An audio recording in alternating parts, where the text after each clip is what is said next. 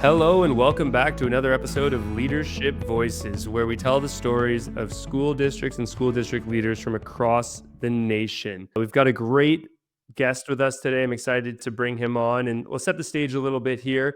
We're January 12th. We're getting into the new year. Students are back in the schools, depending what part of the country you're in. You might be getting some nice, winter weather that's moderate. You might be getting, like I am up here in Montreal, Canada, a snowy winter day, dark already at this time of year. Can be a little tricky, out in the world, right? We had a great weekend of playoff football. We're going to be talking with folks from California today, and a nice win for the Rams, not so much for the Chargers. Maybe that's good news. Maybe it's bad news. We'll talk about it with our guest today.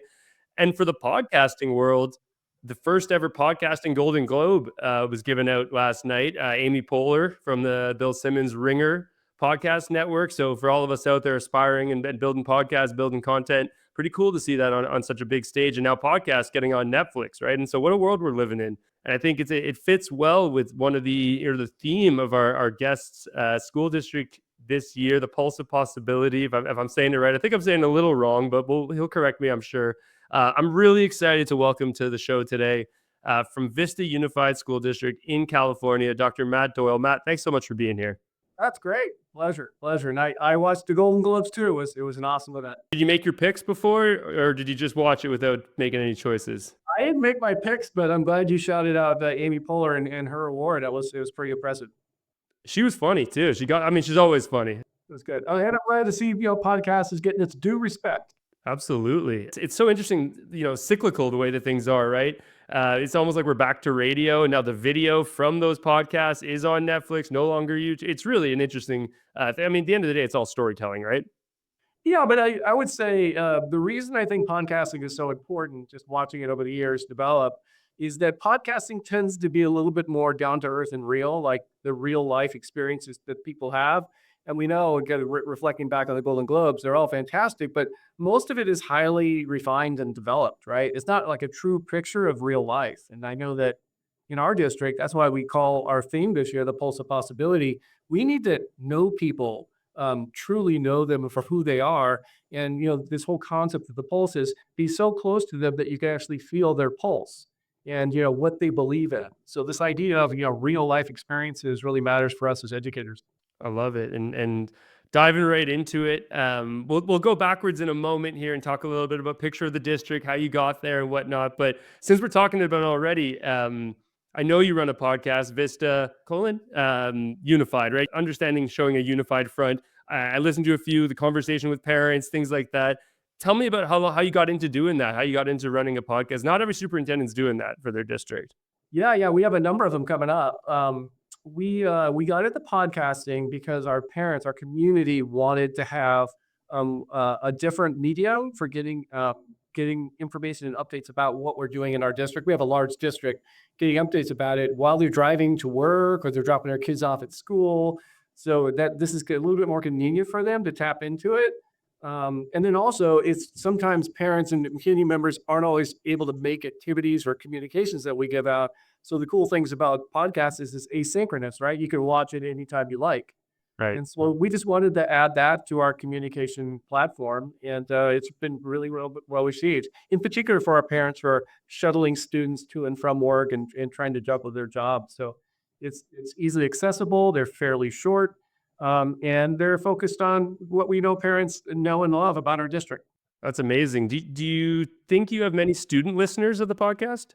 We do. And I have to say, the reason they're student listeners is because they're in the car with mom and dad when they're getting dropped off. I can take that. With actually reaching out and listening. I'm not sure that's our audience. The purpose of the podcast is really to keep our community and our parents up to speed on what's happening in the district. And sometimes we have podcasts asking for their help. It's not just information, it's advocacy as well. That's amazing. About how many episodes have you put out by this point? Do you know? Oh, we're probably in the 20 to 30. Okay, nice. Yeah, we add about maybe 10 or 15 every year. That's awesome to hear. And I think the right person won yesterday. I think Amy Poehler deserved it. Good hangs, it's a good podcast. Timothy Chalamet beating out Leo, that was, somewhat controversial, but I don't know. I saw both movies. I think I would have went Timmy for this year. Yeah, that was an interesting one too. I have to say it was a good show. I enjoyed it. It was a lot of fun. Great. Well, Matt, thanks so much for being here. We're going to talk a bit about what's going on at the school district, the journey, the work you're leading, around equity, around engagement of students. But before we dive into that, if you could sort of paint us the picture of Vista Unified, maybe for someone from across the country who might not know about Vista Unified School District. Yeah, yeah. So we're in the corner, as you mentioned, you're up in the corner of North America. We're kind of in the bottom corner of the United States. We're down in San Diego, just a few miles away from the border. And it is currently today in January, it's 75 and balmy, which is really typical for San Diego. That's why people love to move here. So, people who live in San Diego and people who live in Vista Unified, we're very close to the coast, love our weather. So Vista Unified has amazing weather, and the cool thing is it creates opportunities that other districts don't have because you can do outside activities 24/7. So it's a big district. We're in the middle of San Diego County. We have about 20,000 students. We have 26 schools. We are a transitional kindergarten, actually preschool, all the way up through adult school. We have one of the largest adult school programs in the county. And San Diego County is a very large county. We have 42 school districts in San Diego County, so people don't think of San Diego as big. It's actually the biggest county in the state of California. Oh, So wow. it's very geographically, it's huge. So we serve all those. We have our student population is pretty representative of the nation. It's a nice mixture of folks who have been immigrants, folks who speak English, folks who speak Spanish and other languages, and other populations. So we're proud of our community, and it's a good representation of the United States. That's amazing. It sounds like a great place. I've definitely been through. I didn't realize that about San Diego. I guess it is, geographically quite. Of course, population-wise, wouldn't be the same as LA County. Because remember, we encompass the deserts, Yeah. the mountains as well, so it's quite large. How far away are your two furthest school buildings? Now I'm really quizzing you here. In my district, within my district, Yeah, yeah. oh, we have a big district, so I would say probably 10 miles. Okay. Okay, so you can still get around and visit this. Yeah, you can get around. Our population is pretty dense. So there's a lot of people packed into San Diego County. Great. And talk to me a bit about your leadership journey and how you ended up being the superintendent Yeah. of Vista. And particularly, one of the questions that we usually like to ask our guests is, did grade 10, grade 11 Matt Doyle see this coming? And what would your teachers have said if they knew this was the plan? Yeah, good question. Well, this is my 36th year in this school district, Wow. 38th year as an educator. And so almost my entire career has been spent in Vista Unified. I was born in a city close to Vista, Poway, between Vista and San Diego proper. And all of my parents were educators. Everyone in my family's an educator. But as a 10th grader, 11th grader, I don't know if I thought I was going to be a teacher. I actually thought I was going to be a professional musician. Kids in high school think they're going to be professional football players or basketball players or musicians or something else. So I think then I was pretty into the rock scene, and other types of music. So I have fun in music, but I found myself in education, which I guess is fairly close to music. So I had a lot of experiences, but most of my teaching experience has been here. I was a teacher for 14 years before I moved into administration. During that time, I taught in English and I taught fully in Spanish. I'm a Oh, bilingual wow. certified teacher, and that was a fantastic experience for us. We have a really robust bilingual program in Vista, dual language program, so we're proud of that. And then when I went into admin, I've been in pretty much every administrative job you can hold in a school district: assistant principal, coordinator, director, director of 5 different aspects of school districts, whether it's curriculum instruction, special education, innovation, assistant superintendent, interim superintendent, and now superintendent for 7 years. Wow. Okay, so a little bit of everything all the way through. Truly homegrown, right? Through the district. What instrument did you play growing up? Were you a singer, or what was the? Tell me about the music dreams. Yeah, yeah. Well, I was one of those kids who, with the parents were eager to have us learn how to play an instrument at the earliest ages possible. So I was, quote unquote, made to learn how to play the violin from an early age. I'm a professionally trained violin player, first and foremost. But took up as we got into rock, kind of bass and singing and other things. So I wasn't just playing classical music, rock music through the bass and singing. So whole genre of different kinds of instruments we played, but mostly professionally speaking violin, and then also trumpet, interestingly. Oh, But wow. Like you, my parents, my dad's a principal, mom's professor, grandparents, all teachers. I sort of thought I was going down that direct. I mean, I thought I was going to be in the NBA, frankly, but then I stopped growing, so that didn't really happen for me. And now, working education adjacent, but certainly learning from what I learned at home. a funny story about that, when I learned how to play violin, you can't really make money or very much money playing the violin. So actually, my brother and my family and other people that play these instruments actually learned how to play mariachi music. If you're familiar, that's Mexican Yeah, music. of course. And what people don't know is there's a really close relationship between classical music and mariachi music. And so we actually created a mariachi, believe it or not, a bunch of white guys down in San Diego, and we were very successful for 25 years. We had our mariachi group, Mariachi del Sol, and that group we averaged 12 gigs a month for 25 years. Wow. Yeah, and the cool thing about it is, if you're a teacher, you have some free time. So I was able to do both, be a teacher and be a professional musician. So playing the violin, even though you think classical, actually helped us create our own separate job. And we were very good. I've since been retired, but we were actually the ESPN house band for the Super Bowl back in 2003. Wow. Oh, you know what? I was gonna say because I went to a Rams game a few years ago and there was a mariachi band playing up there, and like that's the only time I've probably seen it live. Wow. We were the first mariachi band to play in a Super Bowl related event back in 2003. Yeah, Wow. yeah, pretty cool. So You still play? Do you still play at all, or no time for it? tired now because my wife and I had three boys, and they would literally say that they never see us on the weekends because we're always playing gigs. So it's like, yeah, we should probably raise our kids. So I'm not playing anymore, but yeah, beautiful music, beautiful culture, and we're just happy to be part of it in San Diego. Amazing. Wow. What a journey. I'm so happy we stumbled onto that topic. That is awesome. Um, do you ever hop into a music class and just kind of shock the students? Every once in a while. My brother does. My brother and I played. He played with us, and he does a lot of it. I don't do it as much, just because being a superintendent is a super complex job. So it's a little it's all consuming. So I don't have a lot of time. But I did go into music classrooms and like support them and talk to them about amazing things that can happen as musicians. That's great. Yeah, my music education style. I did a couple years of piano. It wasn't for me. I wasn't. It didn't take. That's okay. Other skills, right? Other skills. I want to talk about the role of the superintendent a little bit. You're 7 years into it now. You went through a pandemic. You've gone through different federal leadership, all these different things. If you were talking to someone, a lot of people that listen to this are aspiring or assistant superintendents or folks that are looking into getting into this role.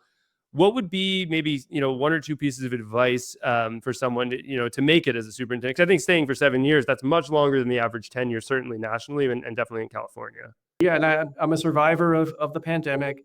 There are very few of us left, by the way. Right. The pandemic seemed to chew up and spit out superintendents real fast. I think for inspiring superintendents, I would say a couple pieces of advice. The first advice would be patient, be empathetic, because oftentimes superintendents have to deal with people who are angry because something in the system didn't work for them or their children, and listen to them carefully and try to find solutions. And rather than being defensive. And then the other advice I would say, and I always tell people, it's not what you do, it's how you do it that matters for the community. And so oftentimes when superintendents are faced with doing difficult things, whether it's a directive from their board or a requirement because the federal government or state government does something crazy, which happens, it's really, most people will understand and accept that change or adjustment you need to make if you're careful about how you go about helping them understand it. And sometimes, in particular, newer superintendents tend to go a little bit too fast, or they make assumptions, and you have to engage and educate the electorate if they don't know. And we're seeing an example of that right now, naturally. If you don't do that, then you're going to pay the price. Definitely. I think it's must be difficult to get the speed right because you don't want to go too slow either, right? You don't want to go too fast and jump over things, but at the same time, you do need to make change, and you can't sit on your laurels and be an analysis paralysis at the same time. Is it something that you found, and maybe this is a silly question, that you really like over the years, you're honing your skill, and you look at yourself now that year 7 superintendent back at things you did in year 1 and go, oh man, if I knew then what I know now, I may have approached things differently. Oh, absolutely. The number one thing that I tell everyone in terms of learning from Dr. Doyle's mistakes is practice preemptive leadership. And what that means is if superintendents are thoughtful and they understand their community, you can pretty much predict where your challenges are going to be. And if you know where your challenges are going to be, then you can preempt the problem by building background knowledge prior to something happening. So you can almost always predict that, like, for example, in California, that we have a declining enrollment challenge across the entire state, right? Everyone's moving Right. out of the state. So if you know that's the problem, and you know at some point it's going to hit your district financially, how might you begin to set some breadcrumbs out for the community so they can better understand why this is a problem and how we can all work together to solve it? That's preemptive, right? Rather than waiting for Yeah. 500 parents to come to your board meeting with pitchforks because you're closing a school, as an example. How might you get in front of that, 5 miles in front to address the problem so that we can shift it from people being angry to people proactively working together to address, societal impact on us that we have to persevere through as a community, right? Rather than as a superintendent or a board making a tough decision. And I want to dive into more about the board. I think it's one of the most unique employment situations out there is a superintendent reporting to whether it's 5 or 7 or 9 bosses, elected bosses in a way, and they can switch out. And things are very public often, and so and it's not. I don't think really there's anything to compare it to out there. So how have you made that a successful and strategic part of your role and your leadership versus a hindrance? Yeah, yeah. Well, over the 7 years I've been superintendent and prior assistant superintendent, I've had the pleasure of working with many boards, right? Because you get Yeah. basically 2 years in California, you get a new board. We have 5 members on ours. All of our boards have been fantastic, but every board member brings with them passion and commitments and anger and that each their constituency represents. So I think the key, going back to the original recommendation I'm giving to aspiring superintendents, is you need to be empathetic and get to know people, right? I mean, board members are humans, and they might have different perspectives than you have, but you have to better understand why they believe, and then work with them to help them understand the complexity of the school district. Board members, for the most part, are elected to a job they know nothing about. You can, when you become an administrator or you become a teacher, you go through like years of training before you get there, just like a police Right. officer does or just like a firefighter does. But to a board member, you go through nothing. There's no training. You're elected to the board. And so really it's the superintendent's job to, in a supportive, respectful manner, build their background knowledge, help them understand what their role is and why it's so important for us to work together as a unified team. It's called the governance team. That's the superintendent and the board members together, rather than kind of everyone bringing their pet peeves together. There's a Yeah. saying, in elections in California, I can only speak for California because that's the experience I have, but in California, there's this saying that when you're running for the board, you're running for your own ideas. When you're on the board, you're running for the betterment of the community. It doesn't always include your individual ideas. You have to work Right. with 4 other board members and come to an appropriate consensus. So, creating 5 focused leaders in our community supporting students and in their benefit is a challenge, right? And it requires patience and a lot of training on the part of the superintendent to help them understand why their job's important and how they can really create a legacy for them as leaders and for our community as they work through and work with the other board members. So very complex, difficult job. Definitely.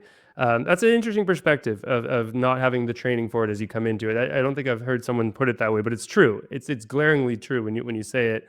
It seems to me like a lot of what you're talking about, whether it's from the pulse of possibility or getting to know the folks that are on the board, is it's really about the people. It seems like you really believe in and invest in the folks and the power of those people. It leads me to something I want to talk about that you have written about as the principal as a change agent. The idea, I read the piece you wrote, But it's particularly, touches for me when I think about my dad as a principal for 20 years in different school sites and whatnot. But for those that aren't familiar with this idea, do you mind sort of just talking a little bit about the principal as the change agent and what that means at Vista? Yeah, well, in the article, I've always said that the hardest job in a school district is the principal, right? Agreed. And the reason that's the hardest job is because they're like the CEO of their campus. And every campus, whether it's an elementary, middle, or high school, is like its own little mini city, right? Because kids get fed there. Sometimes kids sleep there at kindergarten. Yeah. Sometimes obviously kids get in trouble there. They learn amazing things there together. They do amazing activities. So it's like a little city. And so it's tough to manage a city with all those different vying personalities. And of course, you have parents that come in. So this concept of the principal as change agent is that the superintendent and the board, we can set the goals, we can come up with amazing visions. You see our theme this year, the pulse of possibility, and we can all work together. But that's all like theoretical, right? Because we're not Right. with kids and we're not with teachers on a daily basis. The rubber on the road is at school. And so this idea of the principal's change agent is how might we create the conditions for principals to implement the goals the board sets and to implement the actions and services we identify in our strategic plan in a way that students and teachers can really get excited about and make happen. And the only way for them to do that is to have a large enough personality and a large enough heart to really lean in and just do amazing things and challenge people in meaningful ways, right? Yeah.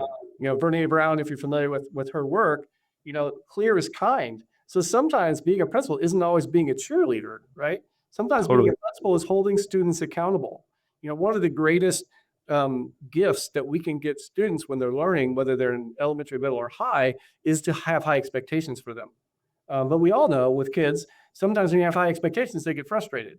And so our job is to set the bar high and then create some supports to put in place for kids to stretch and reach those goals. So the principal's change agent means the principal has to be inspiring.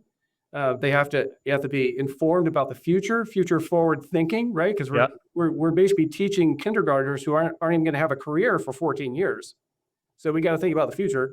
But they also have to be empathetic, know their audience, and then it's sometimes be tough and have high expectations. And I think people prior to going into leadership don't realize that part of their job is being clear but kind at the same time about what their expectations are.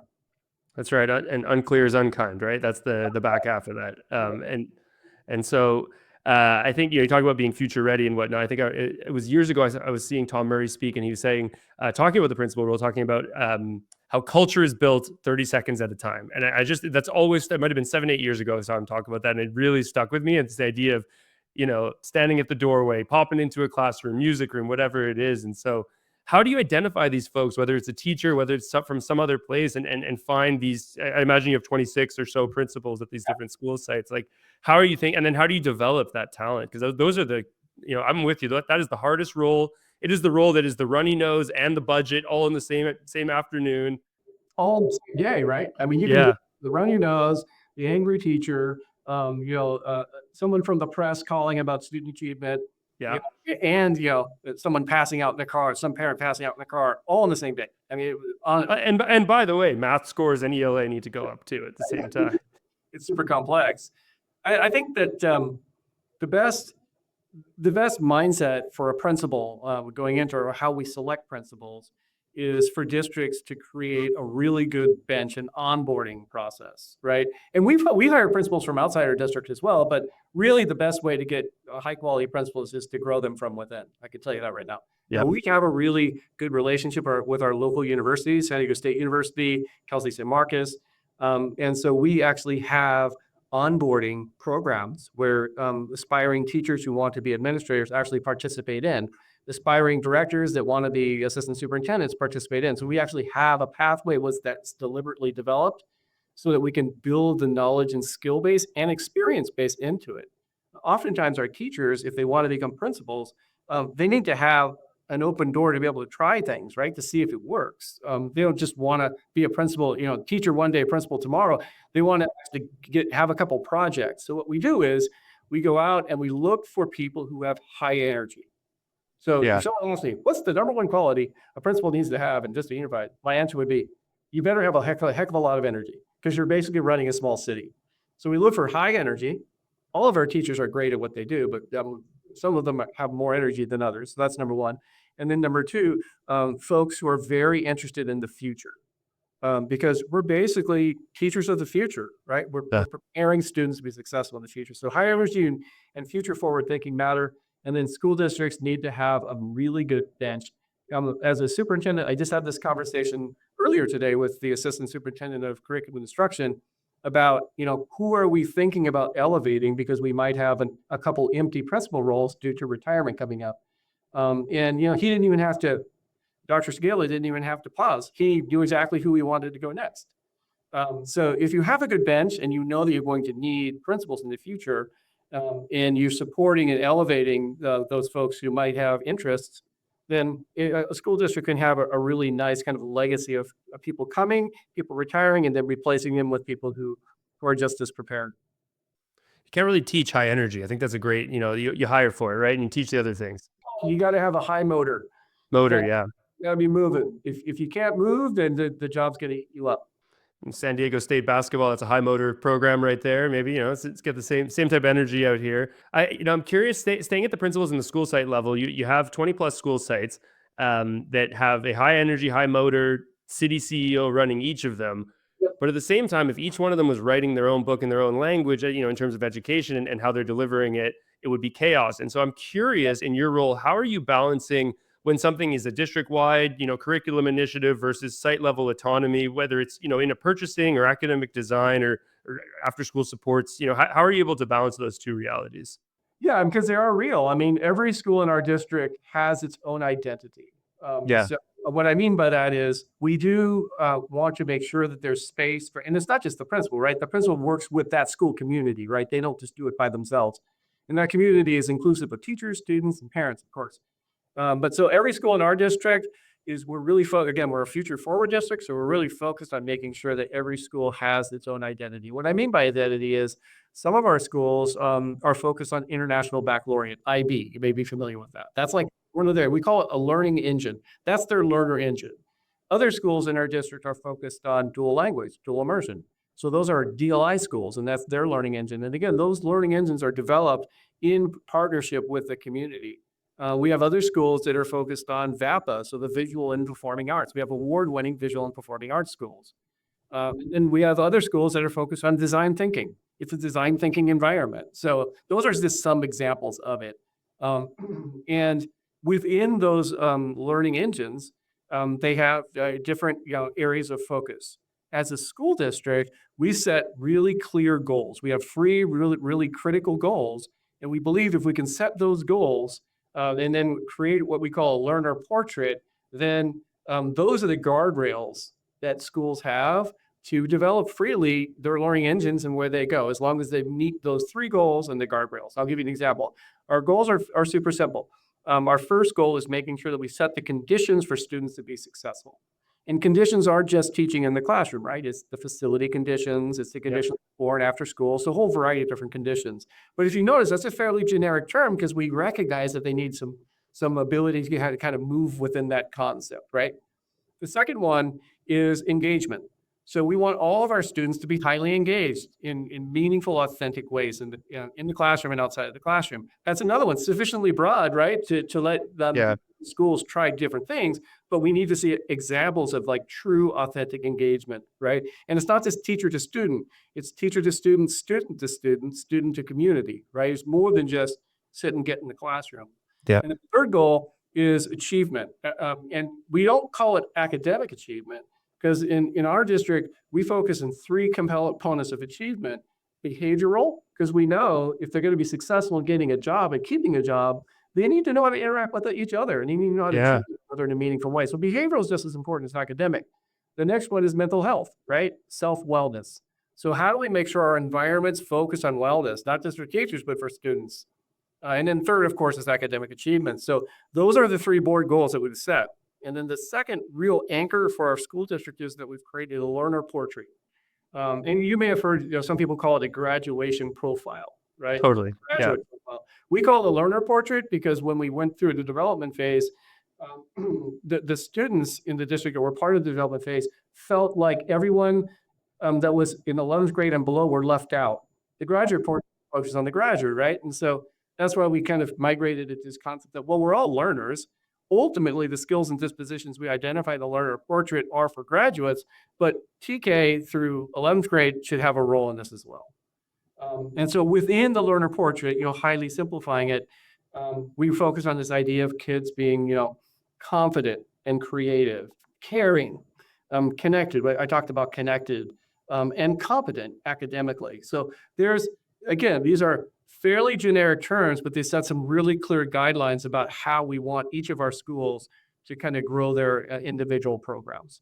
And a strong alliteration, the 5 C's. I think that's nice there as well. Yeah. You got to make it work. You got to be catchy. The 6C. Reading the goals, right? Goal 1, I think it's word 8 is equitable. Maybe one of the trendiest words, in the last 5-6 years. How do you make sure it's not just board speak and there's actual, equitable practices in your schools every day that, as you said, serves a community that's quite representative of California and of the nation? Yeah, it's a very diverse community. Well, we define equity is that we adopted the National Equity Project's definition of equity, which is very simple. Every student gets what they need to be successful. It doesn't say every student gets exactly the same, right? Yeah. And so when we say equitable, we're talking about making sure that we differentiate for the needs of each student.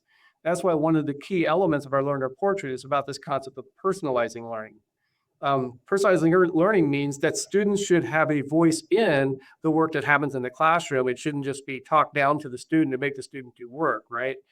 And this concept of equity means that we need to have support systems in place for the students who might need more than the average, right? Whether you're an English learner, struggling with English because it's challenging, or you're a student with special needs, or you're a student that's LGBTQ, right? And we might need to accommodate for their environment socially, emotionally, right? And so for us, equity means that we need to have systems in place to make sure that the students have access, 2 can engage in a meaningful way, and can show achievement across the variety of areas. So equity is something that you have to commit your budget to. We have a $360 million annual budget. I mentioned it's a fairly large district.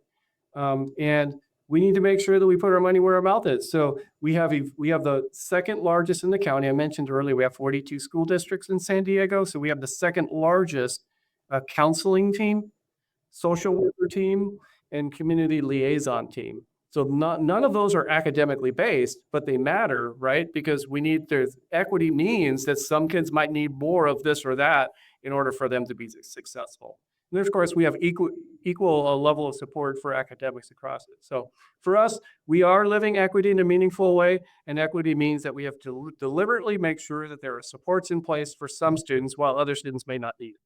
And I love the way you're talking about, whatever is the hierarchy of needs or however you're thinking about it. But there's a sort of a version of that in your third goal when you think about the behavioral and the mental health and then the academics, right? Because we can't really get to the academics if we can't solve the first 2 first. So another good example of equity, though, that I think people can resonate with is when students get into the high school level in California, probably across the nation. We offer advanced classes at the high school level. They're called advanced placement courses. Yep. You'll be familiar with them. And they're important because they're basically college level classes, right? And at the end of them, if they take a test in California, it actually counts as a course in college. And equity, the perfect example in our district of equity is those courses, the test actually costs money. You have to pay money and to be able to take the test. And so there's a whole chunk of students who previously were cut out of even taking the test because their parents couldn't afford it. Now the district pays for them to take that test. So that's an example. We don't pay for every student to take the test, just the students who are at or below the poverty line. Perfect example of equity where we're taking funding, we're focusing on students who wouldn't be able to do it because they don't have the means at home. that's great. That's such a concrete example. Yeah, and as a result, more of those students who are at or below the poverty are taking advanced placement courses. So that's opening the door, addressing generational poverty. So that's an important part of equity. I love it. I'm going to shift gears a little bit here. This wouldn't be a podcast in 2026 if I didn't ask you a little bit about the AI, the big scary AI coming. Right? It's almost like you knew it was coming. But how are you thinking about it? Right? Is it part of your future ready plans? Is it understanding that students will work in a world where they need to be AI literate? Is it helping close equity gaps, or and where are your teachers at, right, on the spectrum of get this out of my classroom to hey, we're really empowering these kids? Yeah, as you know, we're a future forward district. Actually, Yeah. the tagline is excellence and innovation. So we were out in front, one of the first districts to embrace AI. We're an AI friendly school district. We have AI task force at every grade span, by the way, elementary, middle, and high. We have actually an AI task force for our employees because AI is impacting our employees as well. Right. We have a very robust approach to AI and how we're integrating AI in a thoughtful manner into the teaching and learning environment. So AI is part of our environment. We actually have software that students utilize on a daily basis and adults that folk that use AI as an engine. But we also have guardrails for AI. We're thoughtful about it. Actually, we have kind of a stoplight approach of, red meaning you can't use AI for this. Yellow meaning you can use AI if you're working with the teacher, and then green meaning yes, you can use AI for any of these activities. So we've been kind of out in front, as opposed to other districts or other folks saying no, AI this has no place in education. Well, that would be putting your head in the sand, right? I mean, AI Right. will stay. We need to think about how we coexist with it. And it's this idea of how can we help students learn to be thoughtful consumers of this increasingly dynamic and complex environment, a world of work environment. So we have an obligation to prepare students for the future, and AI has to be part of it. I think the idea is, do you want to play offense or defense with AI? And so we've Yeah. chosen to play offense with AI, with meaning that how do we integrate AI in a thoughtful manner where everyone kind of is comfortable and understands kind of what's expected of them. I do have to put a caution to this tale of AI, and that is one of the things that we've done as a district. Again, super focused on data and how we utilize all of our computer systems. Is that we did put a ban on cell phones in our school environment. So we do not allow cell phones in school unless the teacher uses it as a learning tool, right? So the Okay. teacher has control over that. And the reason is, if you're familiar with some of the books written like The Anxious Generation and others, we have an obligation to make sure students learn how to work with other people, right? Other Yeah. humans too. So AI has a place, but it's not going to take over our classrooms. It's funny you mentioned that. Right now, over the holidays, my wife and I started reading a book called "Breaking Up with Your Phone." I think is the title of it, because we were just starting to picture what the video footage of ourselves scrolling endlessly through TikTok or Reels or whatnot. And so it starts with a few things, deleting these social media problem apps and these different things, and it's phone not in the bedroom when you sleep and different things like that. So I think you've got the right pulse on it. I think it's such a great tool, and it's great to be left on the side at the same time. Yeah, yeah, yeah. It's just everything in moderation, right? Sure. You bump into a student, a year after they graduate from Vista. What do you want them to have taken with them? That makes you feel like you're doing your job as the leader. Well, I mean, the first thing is I would want to hear that they have a job. Right. Right? I mean, Yeah. 70% of our kids are at or below the poverty line, so we need to make sure these kids are employed. Most of it, 60% of the kids who from our district who move on to college have to work while they're in college. And the thing or the university, and people might say, yeah, that makes sense. They have to pay for their debt. And my answer to them is, no, no, no. They're going into debt to go to college. They have to pay because their family relies on them to keep the family above water, right? Yeah. Super complex. So I think step one, we need to make sure, and we've been really kind of a champion in this idea of our relationship with local employers, regional and local employers. We need to make sure kids have clear pathways and options for careers that can move up. We call it a career lattice, right? You can move up in the organization rather than kind of a dead end type job. So the first thing I would say is, how's your job doing? What can we do to help? The second thing, I would ask them is, how might we have better helped you connect with your strengths as an individual, your interests in terms of the world of work, and your passions. And because, if we can connect to their strengths, their interests, and their passions, then they probably will be successful as they move into the world of work. I love it. What's your favorite part about being the superintendent of Vista Unified School District? I think my favorite part is watching our students interact with each other when I visit classrooms. So watching them interact with teachers, but more importantly, taking what they're learning and working with their peers, right? And working on a problem of practice or trying to solve something that's challenging rather than being silent, all lined up in rows.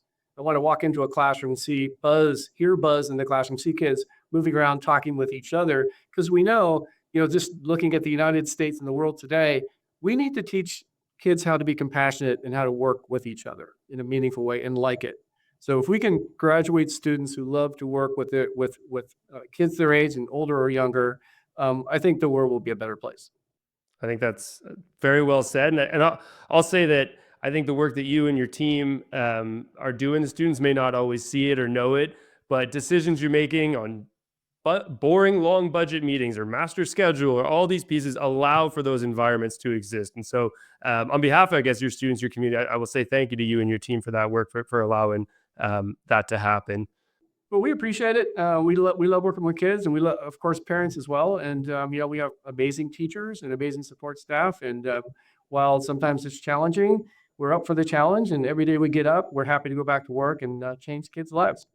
I love it. Anything you want to leave us with before we sign off today, Matt? No, I appreciate it. I in particular appreciate the fact that you're taking a national view on education, because we know that similar to schools, and schools can have their own identities, states can have their own identities, and Yeah. nations will have their own identities. So it's great to get engage in a larger conversation about what is education and how is it going, kind of taking temperature across the nation.